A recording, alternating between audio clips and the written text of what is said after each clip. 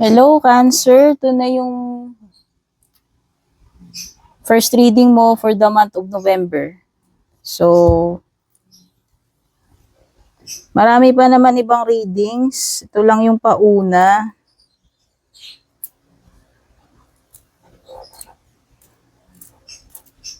Dali lang. Okay, na-distract yan. So, tingnan na natin ano ba itong mga possible na parating sa'yo. Check lang natin. May meron.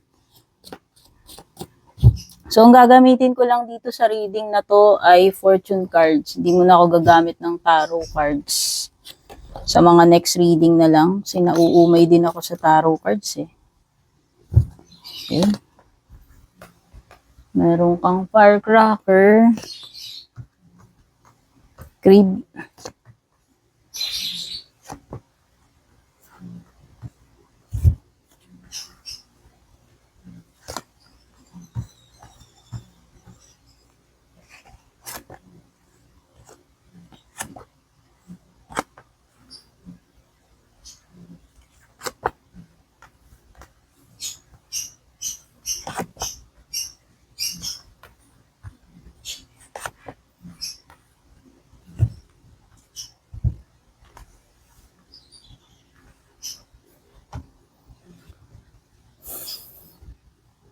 Okay, so meron ka dito, firecracker, crib, jug, purse, tulip, moon, rabbit, tower, bird flying, ant, cane, at saka grapes.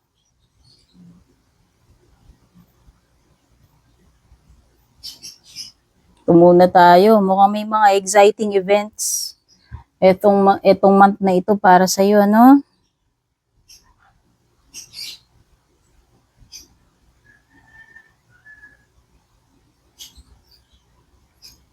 Okay, baka may mga ano, okay. Exciting. Isa sa mga exciting is about sa relationship mo. Kasi meron ka rin ditong rabbit. Ayan.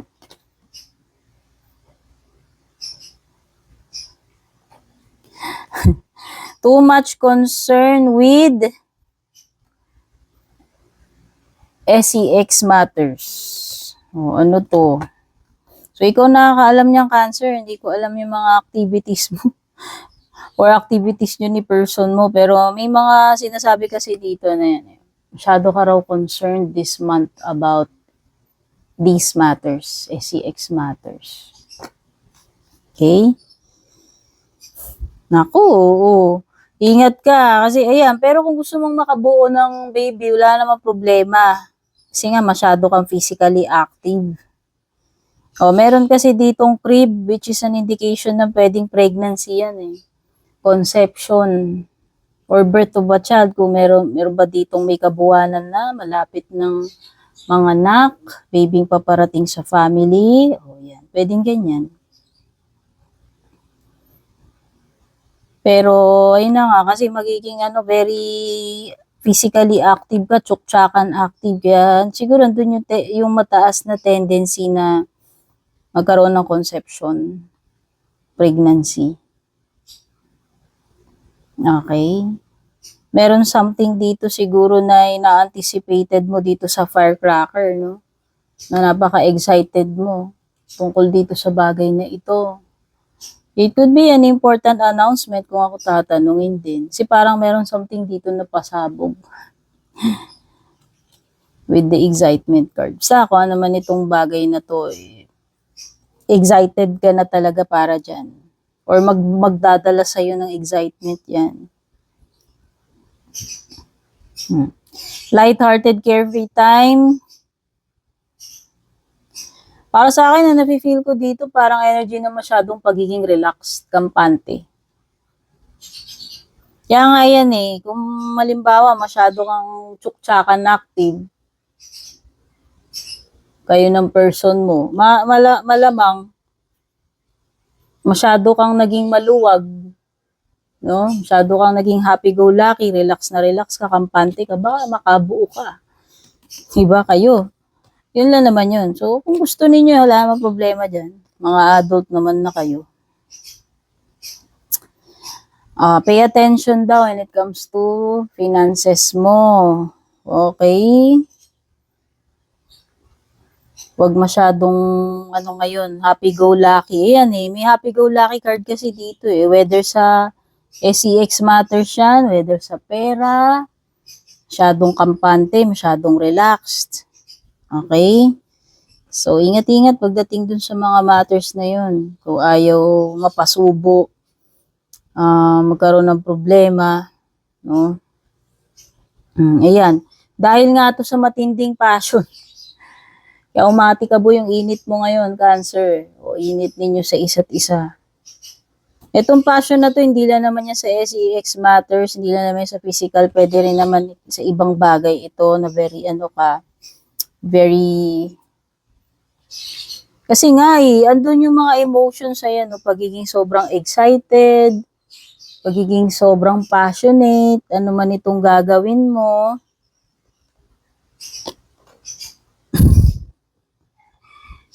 Kumbaga, naka full steam ahead ka ngayong November sa kung ano man itong mga gagawin mo, no? Masyado kang,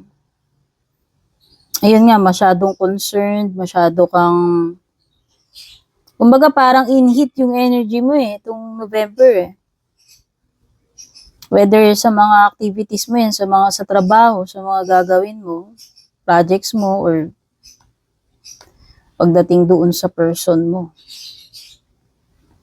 Expect mo na rin na may mga changes this month. Expect mo na rin itong mga changes na to.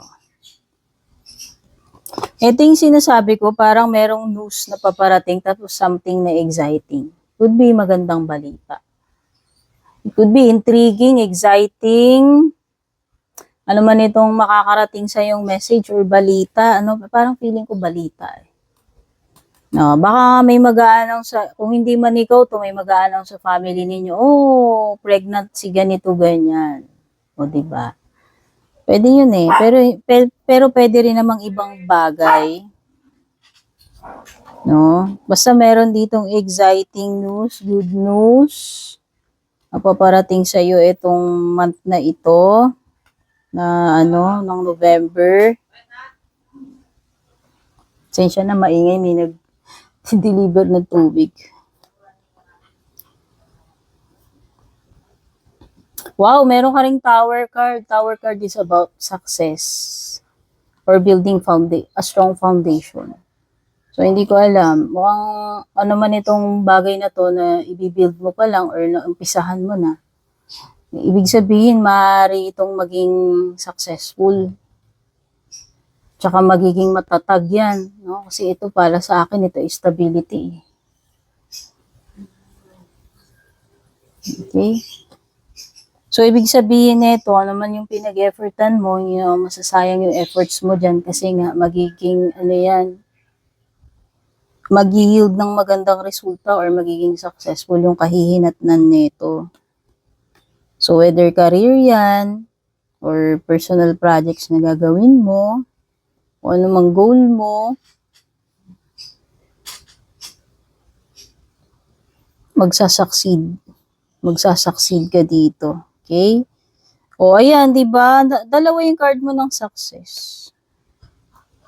Itong ant at saka itong tower.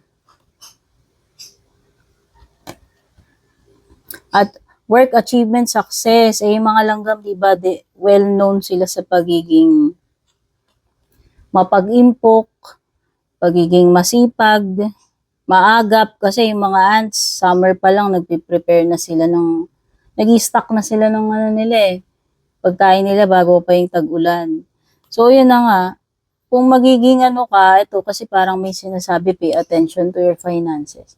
So, kung magiging wise ka, magiging wise ka, practical ka, hindi ka pala gastos, siguro. Makakaipon ka. And, makakapagpundar ka. Kasi parang meron ditong something na related sa, pag-iipon, sa pera, and kasipagan. No? Yun lang na may nararamdaman ko doon sa mga cards na yun.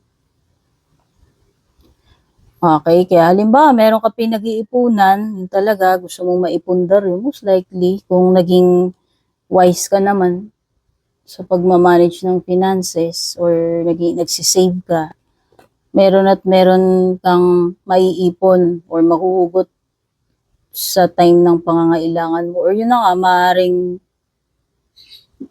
ma-achieve mo yung goal mo kasi kung meron kang something na pinag-iipunan, baka talaga maipundar mo na yan this time, no? Kasi success yung card mo dito eh. Ibig sabihin, makukuha mo yung outcome na desired mo eh. O, di ba? Ayan pa, grapes. Grapes is about harvest. Grapes ay may kinalaman doon sa mga bagay na itinanim mo, talagang inalagaan mo ng matagal. Oh, pinagtiyagaan. Kasi ang grapes daw, napakahirap daw niyan eh, i-cultivate. So, ibig sabihin, itong grapes na to, pinaghirapan mo to, at ito yung bunga, mga bunga ng paghihirap mo, pagsisikap mo, kasipagan mo dyan, Pero meron din sinasabi dito sa grapes na time to go out and have fun, no? So siguro isang tabi mo muna tong mga worries mo and mag-set ka naman ng time na makapag-unwind ka, makalabas ka naman, makapag-enjoy, no? Kumbaga parang i-enjoy mo naman tong fruits ng labor mo. Parang yun yung sinasabi nitong grapes, 'di ba? Kumbaga, ito na yung time na ma-enjoy mo na yung mga pinaghirapan mo na yan. Okay? And meron ka ritong cane. Pay attention na lang when it comes to your health. Again, disclaimer, palagi ko sinasabi, hindi ako doctor. Ang pwede lang mag-advise sa atin when it comes to health matters ay doktor. Kaya doon lang po kayo magtitiwala pagdating sa health ninyo. Pero dahil lumalabas to, syempre pag-uusapan natin. Okay? May nararamdaman ka wala, maganda yung regular tayo na nagpapacheck. Prevention is still better than cure, sabi nga nila. Okay? So, importante yung health natin. Kasi minsan masyado tayong busy, puro tayo kayod, tapos di na natin napapansin yung health natin din. Diba? O yung iba naman, tipid sila ng tipid, nagtitipid sa pagpapacheck up, hindi nila nare-realize na pag di ka nagpapacheck up, lalong mas lalaki gastos mo. Kasi imbes na namomonitor, napiprevent, hindi na mo monitor, tapos magulat na lang sila, meron na pala silang ganito, ganyan. Okay? So, mas mura pa rin yung magpa-check up ka kaysa yung hindi ka nagpapa-check up, tapos magulat ka na lang na may malala ka na palang sakit or whatever, no?